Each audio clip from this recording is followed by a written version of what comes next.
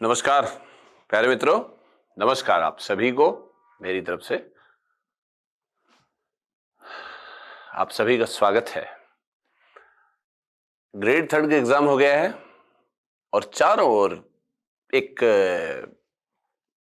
निराशा का सा भाव आपके चेहरे पे दिखाई दे रहा है, क्योंकि जाहिर सी बात है कि पोस्ट बहुत ज्यादा नहीं होती हैं, बहुत नंबर ऑफ पोस्ट है वो कम है और कैंडिडेट्स ज्यादा हैं। तो जो पास हो रहा है उसको भी डाउट है, जो फेल हो रहा है उसको भी डाउट है कि वो पास हो गया नहीं, क्योंकि इतनी कम सीटों के अंदर मेरिट का इवैल्यूएशन करना और उसके बारे में कोई प्रेडिक्शन करना अपने आप में एक चुनौती है। कोई बहुत कॉन्फिडेंटली नहीं बता सकता कि इसमें कितनी मेरिट रहेगी, क्या रहेगी। और मैं ये भी मानता हूं कि सरप्राइजिंग मेरिट आजकल ग्रेड फोर्थ में आपने देखा कि मेरिट जो है बहुत हाइप कर गई, जितना एक्सपेक्ट किया था उससे ज्यादा हो रहा है। कुछ कारण है साहब, बच्चे पढ़ रहे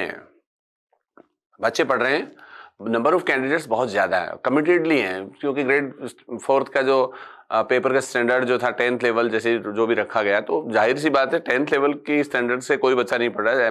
ग्रेजुएट हैं लोग, पीएचडी हैं, जो सिविल सर्विसेज का एग्जाम दे रहे हैं वो लोग भी इसके अंदर बैठ गए हैं, तो मेरिट तो ज्यादा जानी है कि नहीं है।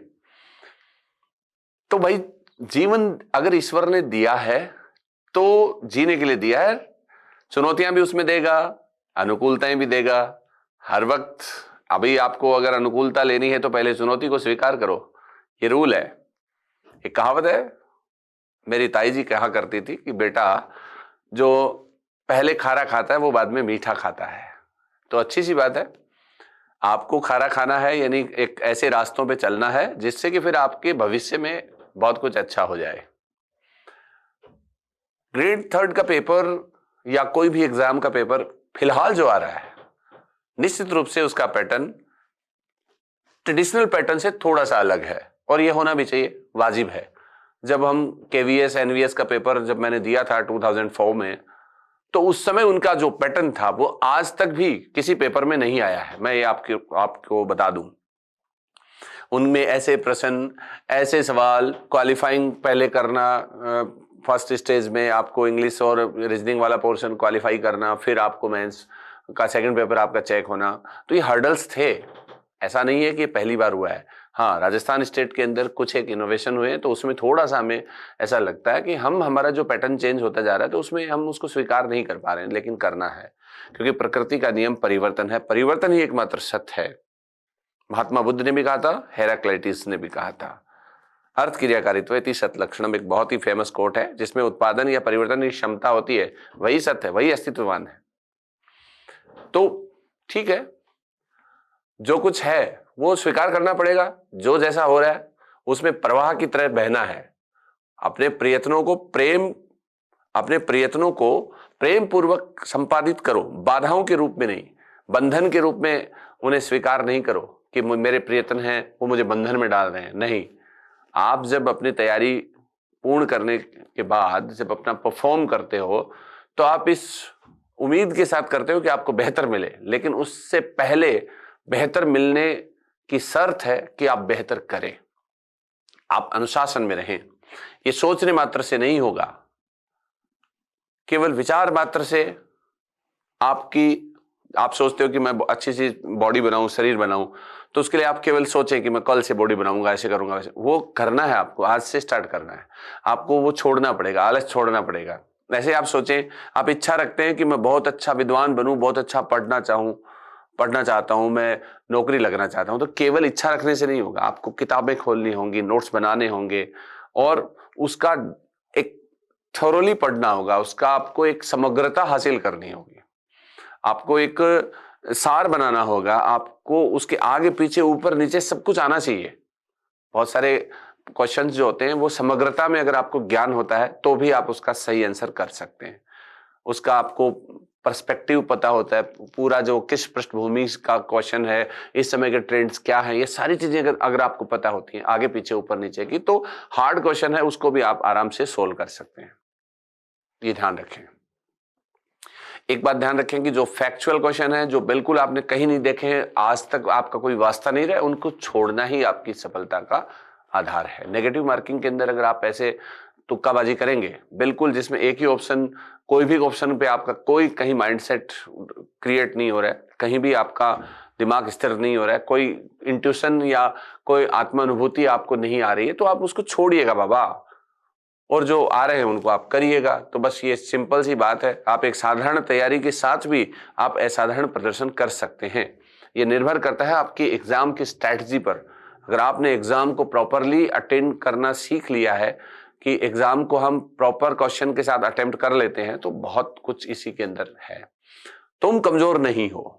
एक बात कान खोल के सुन लो, बहुत सारे बच्चे हताश, निराश, पस्त और हतप्रभ हैं कि इस तरीके के पेपर आने से हमारा क्या होगा, हमारे में इतना पोटेंशियल ही नहीं है। आप अपने आप पे कैसे शक कर सकते हो? ईश्वर ने आपको बनाया, उस सृष्टा ने इस सृष्टि को सृजित किया है, तो उसके ऊपर शक करना और फिर ईश्वर का अस्तित्व मानना, ये विरोधाभासी नहीं है क्या?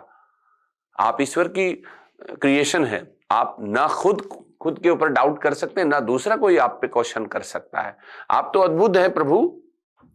आप अपने आप पे कोई शक ना करें, अपनी वैल्यू को बढ़ाएं। अपने अंदर का जो ज्ञान है, अपने अंदर का जो पोटेंशियल है, अपने अंदर की जो खूबसूरती है, अपने अंदर का जो आपका आत्मानुशासन है, उसको जगाएं।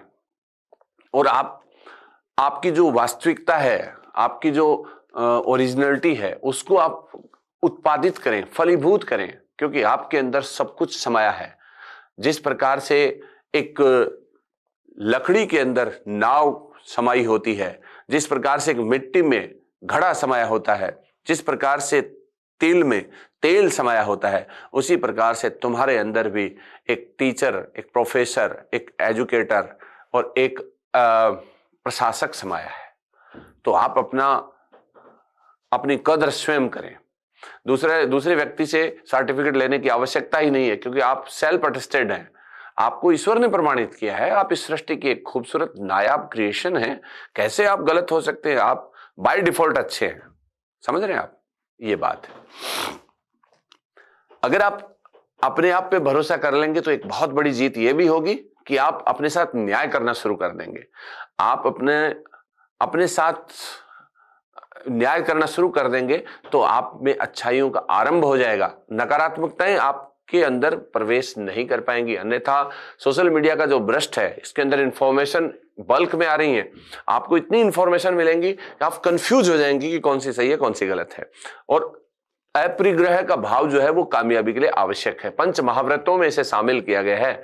बौद्ध, जैन समेत समस्त जो हमारे महात्मा गांधी तक के जो भी फिलोसोफर हुए हैं, उन सभी ने इसको स्वीकार किया है कि अपरिग्रह करना है। आपको जरूरत से ज्यादा संग्रह नहीं करना है।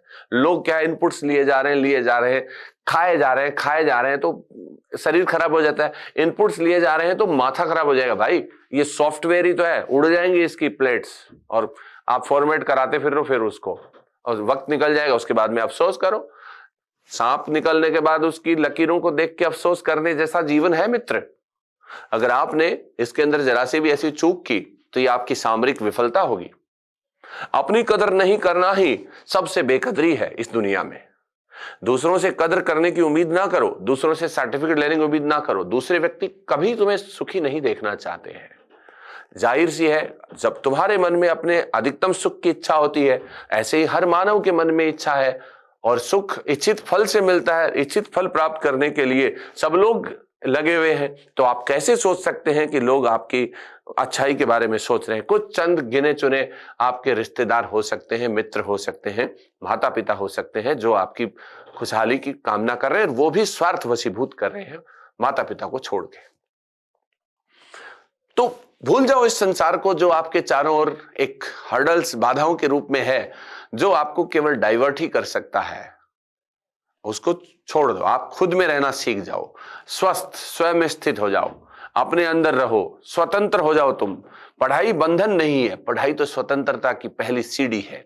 जिसको ज्ञान हो गया, उसका चरित्र नृत्य करने लगेगा। वह बंधन में नहीं, वह मोक्ष की ओर उन्मुख होगा, वह स्वतंत्रता की ओर उन्मुख होगा। क्या नहीं है तुम्हारे अंदर? सब कुछ है तुम्हारे अंदर। सब कुछ दिया है ईश्वर ने तुम्हें। बुद्धि दी है, विचार दिया है, प्रयत्न दिए हैं, माइंड बॉडी दिया है। सब कुछ मन और शरीर दोनों के समागम से आपको एक बेहतर खूबसूरत संसार बनाना है। क्यों नहीं बना सकते? आप बना सकते हैं। मूल पुस्तक बोर्ड की पुस्तक, ये वो, ये सब स्यापे हैं, इनमें कोई लेना देना नहीं है। आपके सबको पता है मूल पुस्तकें क्या होती हैं। हमें अच्छी रिनाउंड यूनिवर्सिटी जो हैं उनकी टेक्स्ट बुक पढ़नी चाहिए।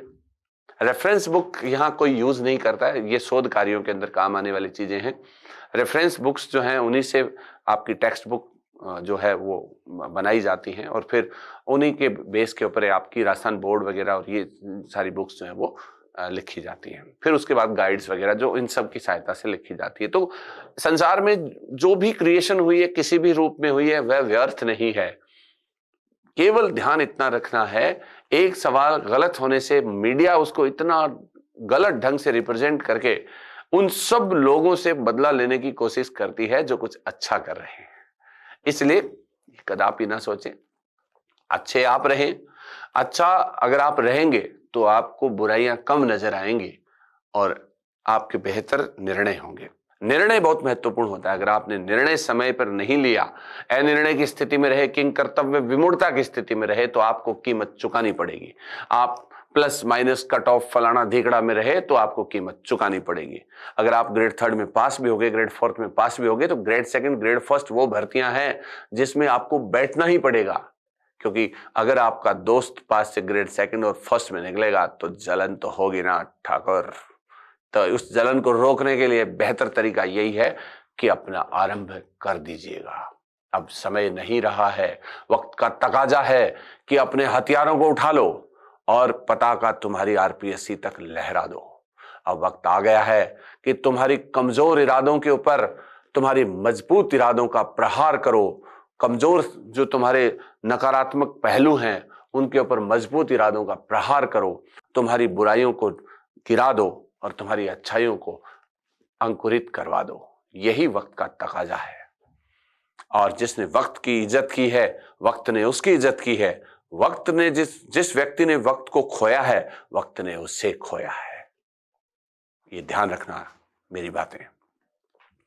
समय की कोई बाधा नहीं होती है। कुछ बच्चे कहते हैं कि सर बहुत कम समय है व्याख्याता भर्ती परीक्षा में। मैं कहता हूं कि मैं बैठा इसका उदाहरण, मैं और मेरे दोस्त ने केवल 21 दिन में यूनिवर्सिटी में रैंक 1 रैंक 2 हासिल की और केवल 3 महीने में जीआरएफ भी क्लियर किया था। Being a student of science, मतलब हम साइंस के स्टूडेंट थे, इसके बावजूद हमने ये सब किया।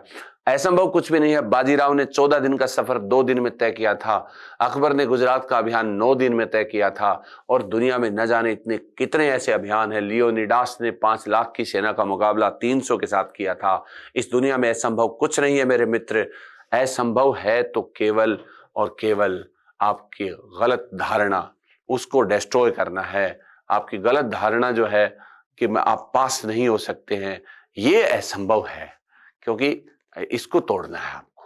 समझ गए? ऐसा कुछ होता नहीं है एक्चुअली जो आपने माइंड सेट बना रखा है, क्योंकि यहां संभव ही सब कुछ है और संभव की वजह से हम आगे बढ़े हैं। तो जाहिर सी बात है, मैं समझता हूं। आप ये सोचिए, अगर एक सेनापति ये सोच ले कि उसकी सेना का हर सैनिक सुरक्षित हो, कोई भी सैनिक मरे नहीं और मैं युद्ध जीत जाऊं, तो क्या ये संभव है? कदापि नहीं। सेना की हर सैनिक की हिफाजत करके बहुत ज्यादा सिक्योरिटी के साथ चलने वाले सेनापति कभी युद्ध नहीं जीता करते हैं। सेनापति को स्वयं भी मरना पड़ सकता है, उसकी सेना भी मर सकती है, लेकिन इस भाव के साथ कि मुझे अच्छा करना है, शौर्य दिखाना है, उस भाव के साथ जो सेनापति लड़ता है वही इतिहास में अमर हो जाता है। वो जीत हार कर भी जीत जाता है। सारागढ़ी की लड़ाई हो, चाहे वो पानीपत का युद्ध हो, जो है तृतीय युद्ध हो, मराठों का जो अदम्य साहस था वो भी ठीक था, या फिर हेमू की जैसे लड़ाई थी सेकंड वाली, तो उसको भी हम रिमार्केबल पोजीशन में ले सकते हैं कि उसने मुकाबला किया था। ठीक है, तो इस प्रकार से इसके अलावा जैसे हल्दी घाटी का युद्ध है, इनके परिणाम जो भी रहे हैं, लेकिन इसमें उन सेनापतियों को ही याद किया जाता है जिन्होंने अपना अभूतपूर्व योगदान दिया था। तो सफलताओं के साथ ही प्रसिद्धि का आलम हो ये आवश्यक नहीं है।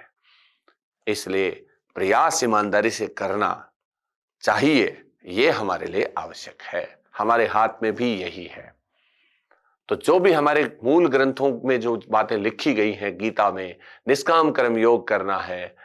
प्लेटो ने कहा कि न्याय की पालना करनी है, न्याय के लिए आपको अपने अपने सद्गुणों में समन्वय स्थापित करना, विवेक, साहस, संयम को जब आप अपने अपने वर्ग में जो लोग संपादित करेंगे तो समाज न्यायशील होगा, बौद्धिक स्तर पे भी न्याय की स्थापना होगी। तो कहने का मतलब है, चाहे वह प्लेटो की न्याय हो, चाहे वह गीता का स्वधर्म और निष्काम कर्म योग हो, चाहे वह गांधी का सत्याग्रह हो, चाहे बौद्ध धर्म के आर्य सत्य हो, चाहे जैन धर्म के त्रिरत्न हो, थ्री ज्वेल्स हो, जो कुछ भी है वो सब कुछ हमें निवेशित करके इस दुनिया में हमें अपना स्थान बनाना है।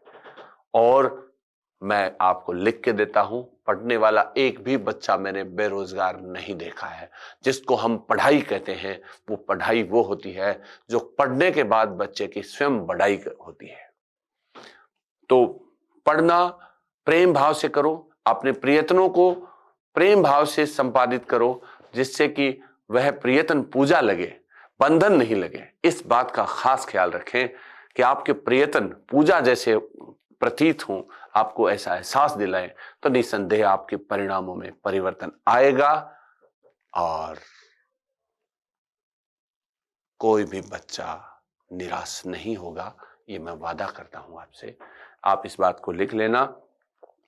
असंभव कुछ भी नहीं है, असंभव होता ही नहीं है। अगर आप ठान लें तो जीत है और मान लें तो हार है। समझ गए? जिसने ये सोचा उसी का संसार है। ओके, तो मैं समझता हूं कि आप साक्षी भाव से अपना तटस्थ मूल्यांकन करके अपनी पढ़ाई का आरंभ करेंगे और सजगता के साथ में अपने सामर्थ्य के साथ रूबरू होते हुए अपने अद्वितीय गुण को पहचान कर कि तुम कर सकते हो के साथ जुड़कर तुम एक नया इतिहास लिख सकते हो। तुम्हें इतिहास बनाना है, इतिहास बनना नहीं है। इस बात का खास ख्याल रखेंगे मेरे प्यारे मित्रों। समझता हूं कि ये छोटा सा सेशन आपके लिए काफी लाभदायी रहा होगा और हमें पूरे जोश खरोश के साथ फोड़ देना है। ओके, मैंने एक छोटा सा वीडियो कुछ दिन पहले टेलीग्राम वगैरह इस पे इंस्टाग्राम पे डाला था और आप लोगों ने उसे काफी अप्रिशिएट किया था। तो मैं समझता हूं कि तुम्हारे अंदर कुछ करने की चाह है, लेकिन इस चाह को तुम्हारे अंदर आचरण बनाना होगा और इसको निरंतर रखना होगा। निरंतरता अभ्यास से आएगी। आप मेरी बात को सुन लेंगे, उठ जाएंगे, खड़े हो जाएंगे, कुछ अच्छा करने का संकल्प भी ले लेंगे, लेकिन जैसे ही आपने कार्य नहीं किया तो ये प्रेरणा फुस हो जाएगी। इसलिए अपने अंदर के उस विराट स्वरूप को जगाओ जो तुम्हारे अंदर कई सालों से सुसुप्त अवस्था में, निद्रा की अवस्था में है। उसे जागृत करो, उसे वैश्विक बनाओ और उसे अपने बाहर निकालो, प्रवृत्त करो उसे और अपने ज्ञान को वृतोदस करते हुए अपनी अच्छाइयों के इस खूबसूरत लम्हे से पूरी दुनिया को सुवासित करो। ऐसा आशीर्वाद आपके साथ है। सभी को शुभकामनाएं। हम मिलेंगे एक नए वीडियो में, तब तक के लिए नमस्कार।